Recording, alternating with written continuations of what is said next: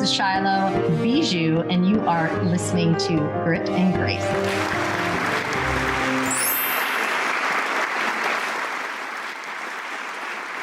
Good afternoon, good morning, or whenever you're tuning into this special episode of Grit and Grace. I am Shylo Bijold, and we have the 007 of healers on with us today. Oh my gosh, so excited. Adam Gornall. Is that how I say it correctly, Gornall? Yeah, I mean, it has a few pronunciations. That'll work. Yeah. Okay.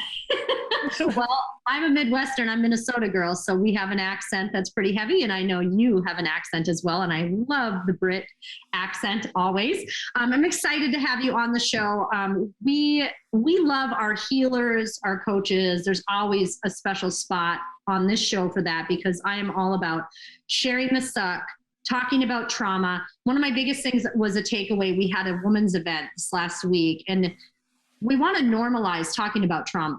I want to take all this weird stigma away. I want, for men especially, because what I'm learning is now that I'm a newly single woman, my friends, a lot of my male friends that I talk to, they have just as much trauma, or if not more, and they hide it and they suppress it, and it comes out in all these different ways. So, I mean, I could go through your bio for ever and ever. I mean, you have done some incredible things. Former Royal Marine Commando. That was interesting. Thank you so much for your service. But mentored, coach, I mean, you do it all. So I want you, for our viewers, to kind of hear a little bit about you, your background. In the nutshell, you know how to do this. Mm-hmm. Tell us who you are and what you're up to right now. We'll go into a little bit of interview. So. Yeah, amazing. Thank you for that. 007, right? You set me off on the right tone there then. No pressure. Nope. Okay, so I like things shaken, not stirred. And obviously, in the true 007 sense. No, I served in the Marines for a decade. And that was just over a decade ago that I left. And since then, I've been on a pretty wild journey. It first went into the security industry in a predictable kind of way, really. Once you leave the Marines, there's certain channels that open up to you, and they tend to be quite limited and specialist. So I did that for a bit. And I did a particularly interesting job in the Middle East for about 5 years. I was consulting out there with their military, and it was out there that I met a woman that completely turned my life upside down. In the best possible way. She literally liberated and gave me permission to finally tap into who I am. And we were together for 5 years, and yeah, it opened my eyes to what it is that I really wanted to do. And it was service. It was always service, but it wasn't necessarily in the form of military service. That was my highest calling. As grateful as I am that I did it. But I then went into the realm of serving others through coaching, but it started off really as teaching. You know, I was quite adept at teaching, and that led me into mentoring, and that led me into consulting, and eventually setting up my own coaching practice. But now I'm qualified as a therapist using hypnotherapy in my practice, trauma-informed. Also, and I have a particular keen eye for relational dynamics, having gone to Boulder, Colorado, for about 5 months, where I embedded with a group there, where they just did what we would call Jedi shadow work, and it was quite an intense experience, but liberating in many ways. And so I incorporate that into my coaching and my practice as well. So. I like that. So I love that you used Jedi. I think that's cool. I'm a big Star Wars fan. I grew up with Hollywood. Star Wars is my gig. I always say, if I'm going to date an older man, it has to be Harrison Ford. Sean Connery's gone. Sean Connery was number one. He passed away, R.I.P. But definitely. The real 007. The real 007, you're right. So let's talk about your coaching. Let's talk about what you specialize in. The reason we're connected is because I've been really diving in hard to the masculine, the feminine, the balance. I do believe in balance, okay? I mean, we have to have our men. I'm seeing a lot of this shift. There's this weird societal cultural shift where men are terrible, women are everything. And I'm not saying this mean, but it's not even a feminist movement. It's beyond that. It's like, let's tear down the men to build up the women. that doesn't work. And I'm seeing it. I'm like, that's not how we balance. You know, as a woman, we need our women. We need that feminine energy, but we also need the balance of the masculine. And so let's talk about your coaching and what you specifically, what would be your passion? If I could say, what is the biggest thing you're passionate about right now and what you're helping people with? Yeah, I mean, I have several passions, but just on that point there, you're right, that it's a massive autocorrect that is happening more out of a knee-jerk reaction from a place of fear, and that overcorrection is rife in all our society at the moment. Well, my passion's really, for me, it's helping the individual first to become aligned, right? So it's their alignment. Now, not to use that word lightly either, because it is banned around in the spiritual communities quite a lot. You know, oh, you're in alignment. You know, it's a full-on process, and really the first sort of step is to go inward, and that can be a very dark place. You know, that's where our limiting beliefs are about us. That's where our traumatic experiences are. That's where all the things that we don't like, and in particular men, shame is the veneer that keeps a lot of the trauma down, and is very difficult for men to express at that level. So, you know, my passions really are, first and foremost, giving the tools and the knowledge in the capacity of emotional literacy. You know, you got to learn your ABCs of emotions before you get emotionally intelligent, right? And so there is a process to that. So my passions really would lie in the individual first, to go inward and really just find their inner gold, and to start to sort of integrate that into the real world. Now, conversely with that, as a balance, I do love, and I'm very passionate about supporting women, and I do that through my program Unleashed, and it's a one-on-one coaching program that I take them through, and that is both rewarding but also such a great teacher for me as well. I'm a massive believer that there are masculine and feminine energies in both men and women, and it's when we're able to integrate in a healthy, balanced way either within us. Like, for example, you know, I went for 10 years in the Marines, and there was no chance that I could ever access my feminine qualities, be it creative, you know, being a creative person, being able to express emotions, because that was immediately seen as weakness.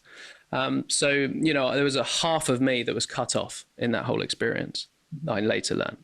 And it's been a journey for me to sort of reawaken that other half and integrate that into my life. And, you know, likewise with women, you know, they've got this potency about them as well, that's innate, you know, as well as a vast, you know, I really see the feminine. I often describe this with the metaphor in terms of energies as like the masculine is the boat, okay, and the feminine is the ocean. And, you know, we often, as men, we've got to make sure that the boat is at least got no holes in it. It's reliable. It has a rudder. It knows where it's going. It has direction. It has a compass. And, you know, we then have to understand that we are in a sea, a feminine ocean, if you will, and that, you know, storms are going to come. It's going to be unpredictable. It's going to be vast. It's going to be, you know, creator of life, taker of life. It's a deep concept, the feminine. And, you know, the man should learn not to judge when a wave comes and sort of, you know, takes the ship. You know, you've got to learn to sort of navigate that and not judge it as right or wrong. It just is. That's just the force of nature, you know, that is the feminine. So, you know, that's a metaphor that I often use to sort of illustrate the dynamics, the relational dynamics within, you know, whether you're in an intimate relationship or not, you know, it doesn't matter. Just two people coming together can be very potent and in group settings. It's interesting. Intimacy has been coming up a lot in my life, and like challenges with friends, and intimacy is something. I was in a marriage for, together 17 years, marriage 15. So I didn't really have these moments where I was dating. I never was a dater. I always had a relationship.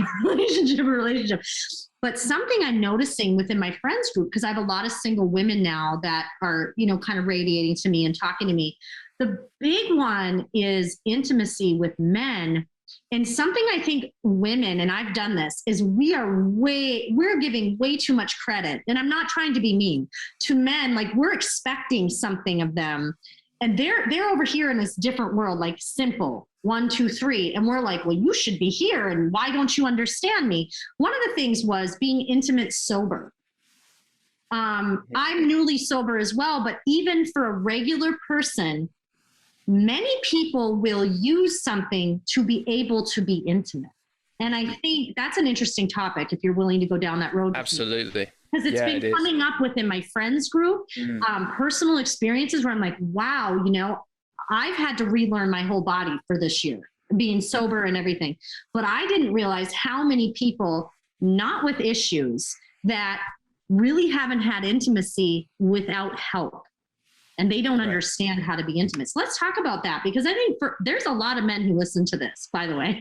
There's a lot of men who tune in. Let's help not only men, but women understand too, because I was putting way too much on people. And I'm like, well, don't you understand this? It's like, wait. Come back down and let's have a different conversation, because we need to get on the same page. I think this is a big topic, and guys, especially guys, don't want to talk about it, but they definitely need help, and they would listen if they had the right voice. It's huge. It is huge. And I feel like there is a big part of this is the numbing. Well, a couple of things. First and foremost, we're bombarded and oversensitized, right? Our attention is everywhere, and it's everywhere and nowhere.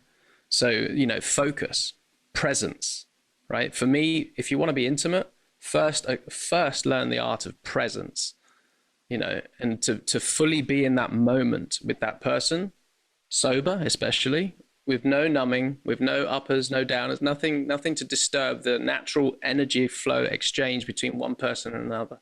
That is intimacy. That can be done with a woman, that can be done with another man, it doesn't matter. It's that. So for me, presence is something that needs to be practiced. You know, it's like an exercise. It's like a muscle that needs to be exercised. And we're gonna break this up, because there's something that I just thought of. There has been, how many times do you, even if you're on a date or if you're with someone, it could be another woman, another man, it's not about even being close that way, but they're like this talking to you. They're scrolling. And it's like, but here's what I've learned. I try my best, and I work from my phone, but when I'm having a dinner, when I'm trying to get to know someone, that phone is face down and on silent. Because there's nothing that drives me more crazy is when I see somebody doing that and I'm having a conversation. I'm like, you don't even want to listen to me. And they're so distracted that it's like, we gotta cut all that out. So I'm on the same page with you. Like, I think it's sad to see people, even when you're out, if you actually people watch, they're not listening to each other. They're not. They're absolutely not. And it's just given them another outlet for their numbing. It doesn't have to be drugs. It doesn't have to be alcohol. It could be distractions. It could be, you know, like I said, it's very difficult for people to be present these days. And there's so many temptations. I mean, I learned this the hard way through my own marriage for 10 years, who, you know, I had 2 beautiful sons with that woman, but unfortunately, we weren't able to keep that relationship together. And I know that I was not present. I know that I was emotionally shut off for one reason or another, complex PTSD. I was, whenever my emotions were coming up, I would zone out, and that became my habit. That became my escapism. So I know I wasn't present, and I know that causes pain, you know, for the opposite partner. So yeah, I mean, it's tied in with presence is almost like making it. There's not enough ritual. There's not enough sacredness around it anymore. You know, there is no sacred moments. Like I've got a beautiful Rhodesian Ridgeback dog, and I go, you know, walk him every day in the woods, and there's this beautiful oak tree, and, you know, I go past that oak tree, I touch it, I just stop whatever I'm doing, because often I'm listening to a podcast, I'm busying myself from A to B, I'm also on my phone a lot working, you know, and so that moment every day, at least twice a day, it's like I touch the tree, I ground in, I just look up to it, and I'm like, wow, this is a really old tree, or whatever, man. It's just get in that presence of like, I'm with this tree right now. Yeah. And, you know, you don't have, it's impossible to do it every minute, but there are those moments that you can sort of steal in the day. You know, when your husband or your wife or your partner or whoever comes home, those sort of threshold moments, they arrive. It's like, you know, how often do you see it in films even? Like, you know, people walk in, it's like, hi, and they're off, you know? It's like, no, steal those moments. Make a cup of tea or a coffee together, you know? Just like ritualize. Put some ritual in your life. I think that's intentionality, ritual. These are the ingredients or the supporting sort of foundations for presence, you know?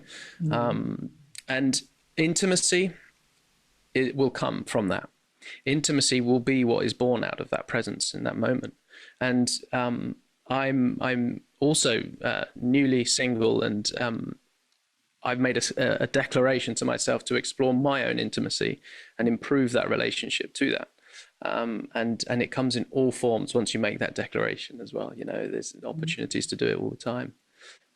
So yeah, it's a vastly important topic, and unfortunately it's up against some serious competition when it comes to distractions and, you know, society at large. You know, it's nuts. The dating scene, which I'm not really in, but even though I'm not in it, I'm like, whoa. I mean, I watch my girlfriends go through it, and I'm like, it's wild, because you are competing with social media, and you're competing with, you know, so for me, you know, I was with my husband before Facebook. Okay. And there was none. And then I'm on Facebook, and it's my main platform. But now, you know, you have Instagram, all the things, like, it's just like, whatever, you know, I'm 40. So the age group for me is Instagram or Facebook. But it's interesting because the level, these women and men you see, Insta famous and all that stuff, I'm like, that isn't real. And that doesn't mean I want to put it down, because I give everyone credit for going out there, doing your thing. But I think for me, I've gone through a weird stage of insecurity where my insecurities have been so tapped into. I've never been an insecure person. Like, I have moments, but I've never been the woman who'd be like, oh my God, I don't look good. I just never. But when you lose a partner, when you lose a friend, and then you're thrown into this world where you're not familiar, it's wild. So, I mean, I understand what you're at too. It's like, what do we do? How do we navigate this? I'm not going to be on a dating app. I'm not going to do that stuff. That's not my style. I'm very old school. So I definitely hear you with like the distractions, because it's crazy, and everyone's talking to everyone. And I'm like, I don't want to be that way. You did mention one thing though that I do want to talk about, because we both, I mean, mine, and this is something I have to be careful of saying. I've had PTSD. I've had a couple times, and I used to downplay it, and I was embarrassed of it, because I'm like, I'm not a soldier. I didn't fight in war. But we have to allow people as well, because trauma is trauma. Because somebody did something maybe society thinks is worse, or, you know, has been through worse.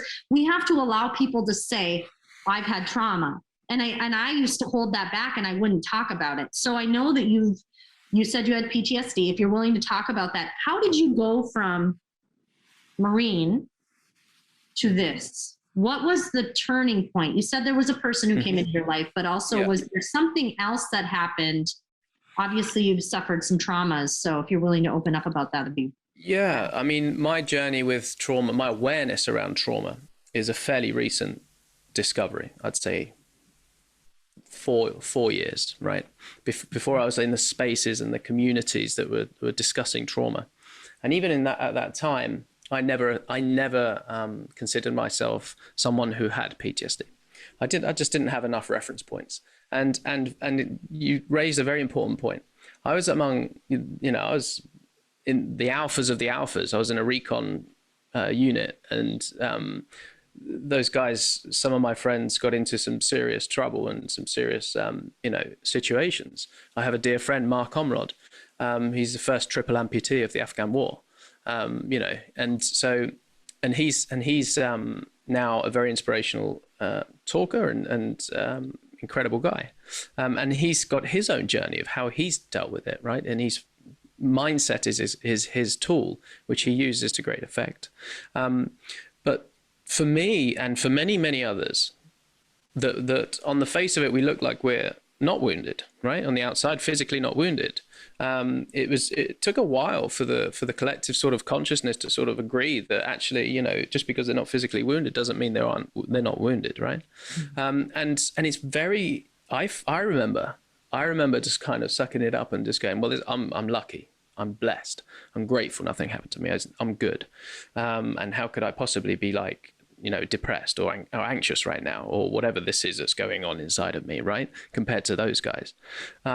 So there was all of that. And so the comparison game, and this goes for anything, like the moment we start comparing ourselves in a negative way, we're up against struggle. And so, you know, in all of this, my turning point, like you said, when I met this woman who then became my lover, and we just recently consciously uncoupled. So that's another story. But you know, she basically, what I said at the beginning, I found my life, I found who I was, but purely because she was calling me to be authentic. Now, authenticity is when you are in your alignment, when you're being authentic. Now, it's incredibly challenging to arrive at a place of authenticity because we all want to fit in. Right? That's just a natural process. We want to fit in. But there's extremes of fitting in. Like when I was in the military, I had to create a persona, right? Because my ego was, you know, it was scared. I was in an environment, I was like, oh my God, like this is a threatening environment. In order to survive, I created a persona. The hard man, you know, I used to do all the martial arts, all the boxing, all everything, you know, all the drink, anything that was a challenge, I was like straight for it. Like, yep. I've got to prove myself, right? I've got to prove myself above everyone else. So my ego was like scared, and I created a persona. And now I realize that, you know, a lot of people navigate that way. They create these personas in order to survive, right? But they're not authentic. So I often describe it as if you're an authentic self, you're in alignment with your values, with your true purpose life, and you know who you are, you understand your traumas, you understand everything about yourself, or as much as you can. Anything that's off track from that, anything that's deviated from that, where you're not being authentic just to fit in or to prove something to someone else, or you're running away from your actual trauma, you don't want to face it, and you go in this opposite direction, well, the gap between your alignment where you're supposed to be and where you are, in the gap, that's anxiety. That's where depression is. That's where, you know, addiction is. That's where you know, addiction is a big one. Like whether it's drugs, alcohol, sex, whatever it is, gaming, you know, serial dating. I mean, you name it. Yeah. Anything that distracts us from facing the hard truth, which is, in order to be authentic, in order to come into alignment, you're going to have to do the hard work. And the hard work is shadow work. You know, and shadow work is all about going there. Rolling your sleeves up and going there and feeling the emotions, you know, and that's a scary process for some. So, yeah. Yeah. Well, I think it's scary for people who were told or grew up in an environment that feelings are bad. And many of us did. Okay. So we have in a perspective, somebody brought this perspective to me, and I 100% agree with it, but you don't have to. You have to realize we come from generations that came. So my grandparents were Great Depression. They hoarded, they saved everything. You know, my dad had the same mentality. My mom still has it, even though she was 10 years younger than my dad. Her parents were from that. So my family was save everything, hoard everything. You know, there was that mindset where there's no time for feelings. There was no time to talk about alcoholism, although it was rampant in our family. Yeah. No time. And there was no time to talk about being abused or things. And as we've kind of evolved in this next generation, what I'm seeing, like our children, there's pros and cons to everything that's going on in the world, but my kids talk about feelings, and my daughter understands. My middle daughter talks about, you know, traumas and, you know, all these different things that I would have never talked about when I was her age. And it's because, you know, when we can give them the environment where it's okay to feel, that's so important. But if we don't heal our traumas, and I know I'm preaching the choir and we can talk about this, our children will take on our traumas. And I will tell you, I have just spent years healing my father's trauma. Years. And that was his. And I was taking it on. Shame, I mean, shame was the number one. I didn't even know why I had shame around so many things. I'm like, this is my dad's shame. I mean, it took, and you have to go through the work. Like, so many people are so afraid to feel that. That's where the numbing comes in, obviously, and you see all this stuff. So, you know, Yeah, there's maybe a good time now. I want to sort of inject a mechanism by which, you know, these traumas get compounded or hidden. So in my work with hypnosis, I do inner child work and regression, and there's the FreeMind is the methodology that I use, and with FreeMind there's 3 pillars: peace, power, and purpose. And peace is arriving at inner peace with emotional intelligence, but essentially we do regression and we go and meet those parts of us that experienced particular events. And the mechanism, if you can imagine, say, a 7-year-old, okay, a 7-year-old experiences something untoward from their caregivers, from their main caregivers or parents. Now that child in that developmental stage, they will experience something negative. Maybe they got smacked. Maybe they got ignored when they cried for something. It could be something. It could be as little as that child asking for attention and the parent was on the phone, say, distracted, right? Those no moments. So what happens in that instant, that child will look at that and go, well, my caregivers, purely be out of survival, I need them to be loving, supportive. I rely on them, right? 100% survival. Now, if they're behaving that way and they're not showing me that love, that care that I need in this moment, then there must be something wrong with me.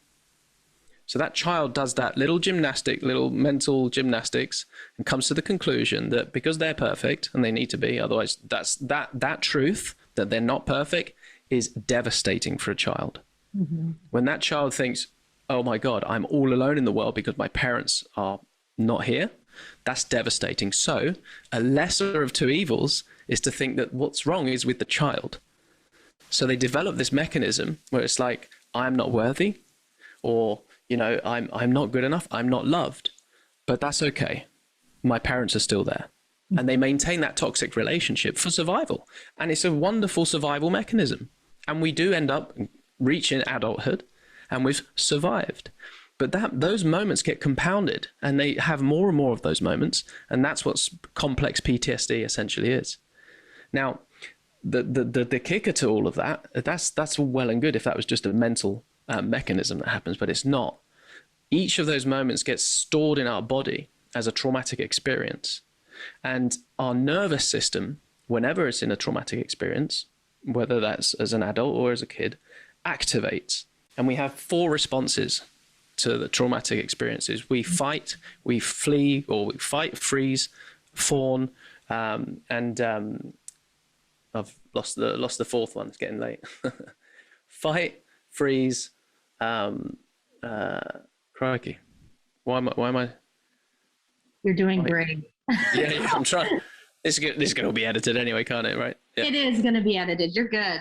Hang on. Let me just back on track. So it's fight, freeze, fawn, and because man.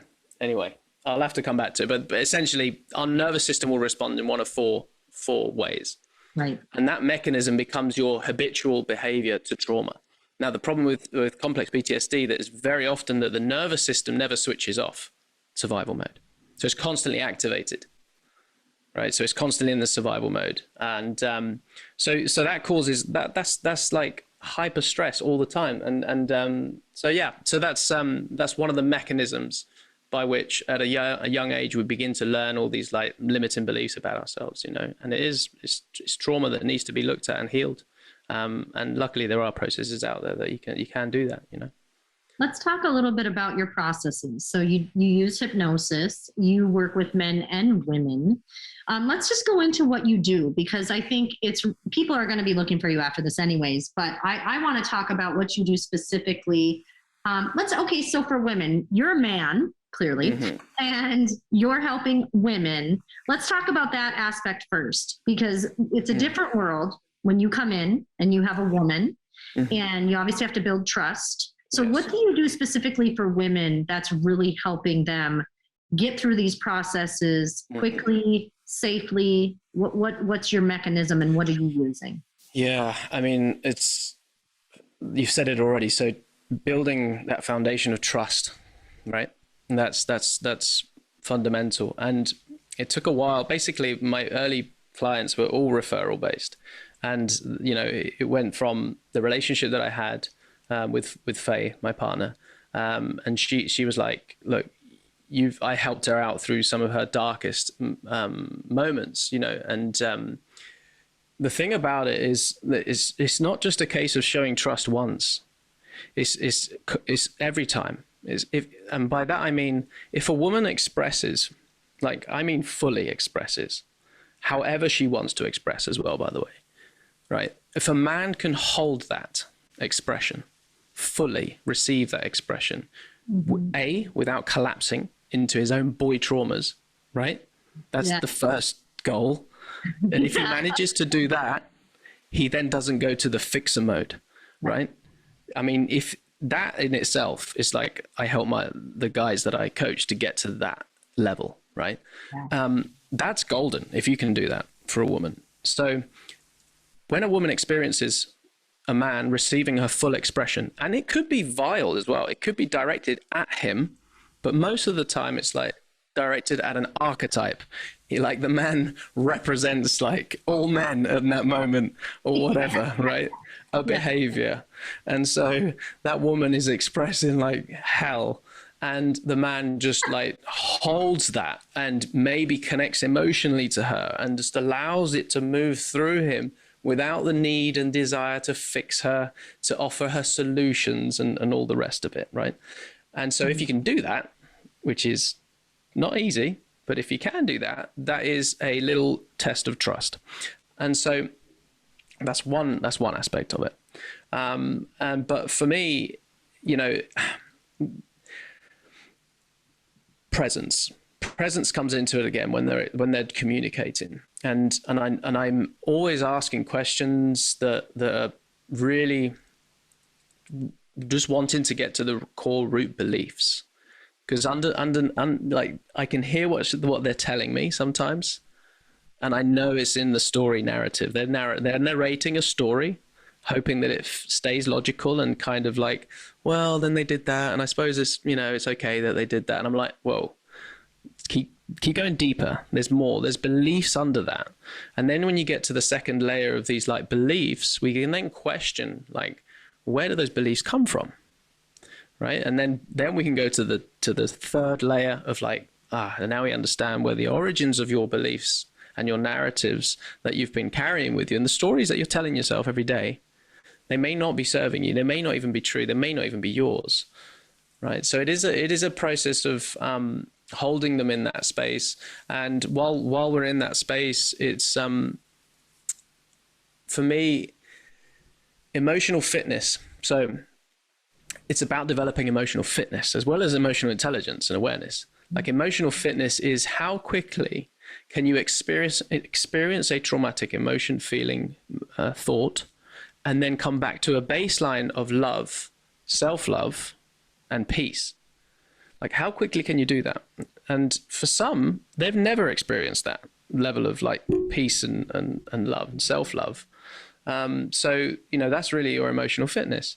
And so in that space, I would, often go where the emotion is and support them with meditation and hypnosis. And we would traverse down under hypnosis into the emotion and the feeling and the sensation, and really practice that over and over again, going into the emotion, going into the feeling, into the body, and dropping out of the mind into the body, and allowing the body to inform, and for the trauma to even inform us. If we can get to the trauma that quickly, sometimes it takes a little while. There's other mechanisms there. One of the first mechanisms is the protector. Now, the protector is something that we personify in this practice. And the protector is there to protect you from that original truth that I mentioned earlier, that your parents let you down, that actually your parents were bad parents in that moment. right? For whatever reason. Yeah, they were trying their best. They were putting, you know, a roof over your head, food on the table, but we're not there yet. We cannot do that yet. We have to go to that inner child that experienced that trauma, and the protector mechanism stops the adult from hearing that truth, because the protector's like, no, you can't handle this truth. You still can't handle this truth. You couldn't handle it when you're 7. Now you're 40. You still can't handle it. So I'm doing a great job here, and I'm going to sabotage all your relationships. All right. I'm going to make you think that you're not worthy. Right. Yep. But it's all for your own good, because I'm protecting you from that truth. Remember? So that's happening. Right. So under hypnosis, we visit that protector, and we build a relationship with the protector, and we say, hey, I'm an adult now. I've got this, you know, but that may take several sessions before the protector mechanism, which is like the back of the brain here, which is where the fight, flight, freeze, fawn. There we go. I remembered it now. Fight, flight, freeze, fawn mechanisms are activated. That's the protector, right? So once we get past the protector and we build a relationship with them and go deep, then we can access the inner children beyond that veil. And, you know, that is a beautiful experience where, you know, my women and men, we go and meet their inner children that experience those no moments, those bad moments, you know, those traumatic experiences. And really there I see such rapid transformation, because it's literally like rescuing those little parts and giving them permission to have a voice. And it's there that typically anger is a common one. Like women and anger, it's like, oof, there's rage actually. I come across a lot of rage. And again, how do women express rage? Like in society, how can you? Like, where do you go to express rage? Right? Without having all of this societal projection of like, oh, she's lost it, or like stay away from her, you know, the kind of thing. And it's really just, like I said, boys not being able to handle the feminine expression. So yeah, that gives a sort of insight to that. But then we progress. There's a natural progression, and you begin to see the empowerment coming in, right? And they begin to have these more peaceful moments throughout their day, and that begins to increase. And so their emotional, emotional resilience is getting better and better. Then we sort of transition into the empowerment stage, and that is all about reprogramming the words, the voices in your head. You know, what are you telling yourself on a regular basis? This is more kind of fun and energetic, and goddess language starts coming in at that stage. You know, it's like important, and I use a lot of mythology. I use a lot of archetypal language. Because it gets past the brain, the cognitive, and it goes into like the storytelling aspect of things, and it really gets to our heart. So I use a lot of that, those concepts, and Jung, Carl Jung, obviously the grandfather of Jungian psychology, and he used archetypes to a great effect. And you can, I mean, I've experienced it myself several times. You can inhabit, like it's like the spirit of an archetype. You can inhabit it and become it. Whether that's a queen, whether that's, you know, a priestess, whether that's a magician, whether that's a king, a warrior. These are very useful archetypes, because archetypes are just like concepts that we all understand. And you can allow the spirit of that to sort of come into your body, and you can imagine yourself just standing taller and prouder and stronger. So that's like the empowerment stage, and that's like pillar 2 stuff. And then pillar 3 for me is the cherry on top, and it's about transcendence. And it's about oneness psychology. And that really begins to pull out of that person their purpose. So, you know, they're now free of all the limiting beliefs. They now feel empowered and energized and want to go after the day. And now they begin to tap into purpose. And it's like, you try and go after purpose without fixing all like your self-sabotaging behaviors. You know, it's like you can have all the strategies in the world. And this is what I learned. As soon as I was a coach, I found these limits to my life coaching qualification. I was like, why are they sabotaging themselves? Why are they not? I don't understand why they're not following through with all the strategies and the goals and that I've set them, you know? And then once I understood the full picture, it's like, right, now it makes sense. So you've got to liberate yourself enough from your limiting beliefs in order to feel empowered. And then the purpose will, you know, you can really aim for that purpose then, you know?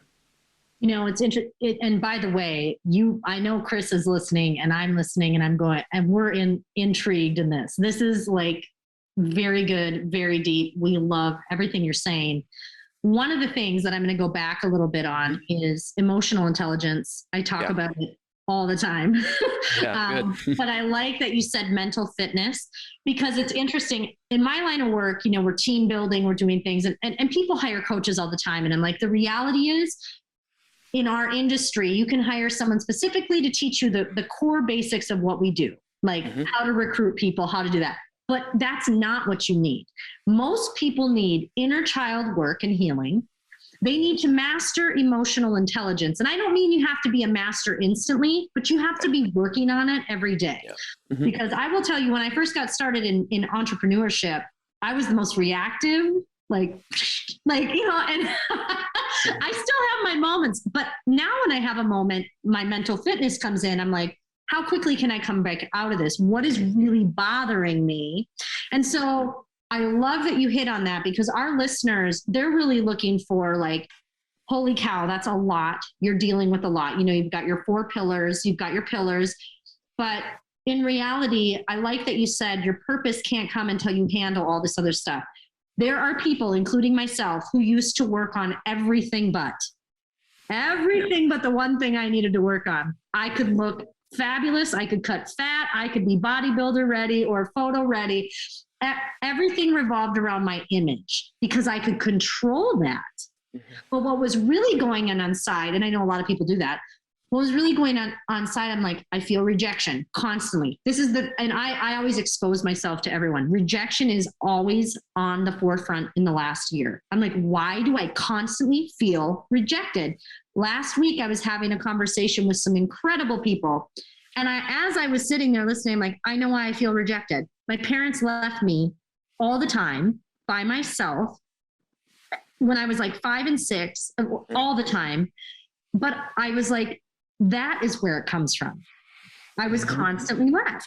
So even though I didn't like cry about it, I was more like, now I'm aware. Now I have to go do the work to heal that child and tell her it's okay, you are loved, and work with people like you to get in and heal that so I can get back to my purpose.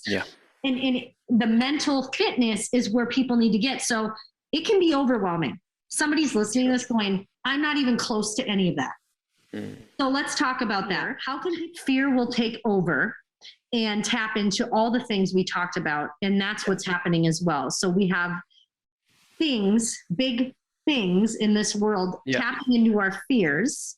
And we need to be strong, heal, and be awakened and aware to get through them. And we need people like you. So honestly, thank you so much. You got me. I was engaged. You have a podcast as well. So let's talk about that before you go. How can people find you? What is your podcast? And we're going to be hearing more from you. This is fabulous. Thank you. Yeah, I've really enjoyed it. It's, there's so many rabbit holes we could have gone down for hours, I'm sure. But the easiest way is Instagram, the classic. Ads Gornall, ADS Gornall, and that's GORNALL. And I have the link tree there in the bio, and then people can actually go to that link tree, and there's an EQ test that you can take. It's free. You can go there and you can just get an idea, awareness, right? Start the awareness, the journey of emotional intelligence through this test, and it will give you a score, and it will tell you a little bit about what that means. So that'll be a good place to go. But that'll be the easiest thing for people to reach out to me through there. Perfect. Yeah. Well, we look forward to seeing more of you, hearing more of you. We'll maybe have you back on soon. But 007, hello, the 007 of all the things, healing. I love it. I absolutely love it. I thank you for staying up late with us. This is Shylo Bijold, another episode of Grit and Grace. We'll catch you on the next one. Glutathione is a big word. It's the body's own master antioxidant. It's a scavenger for free radical, bacteria, and viruses. There are no products in the market with the ingredient NASET. NASET increases the production of glutathione that's in our body already to strengthen and enhance our immune system, elevate sense of well-being, support muscle strength and endurance, cognitive function, and liver support. It helps with increased energy and blood sugar regulation. Get your bottle of GSH Plus from www.salvationnutra.com.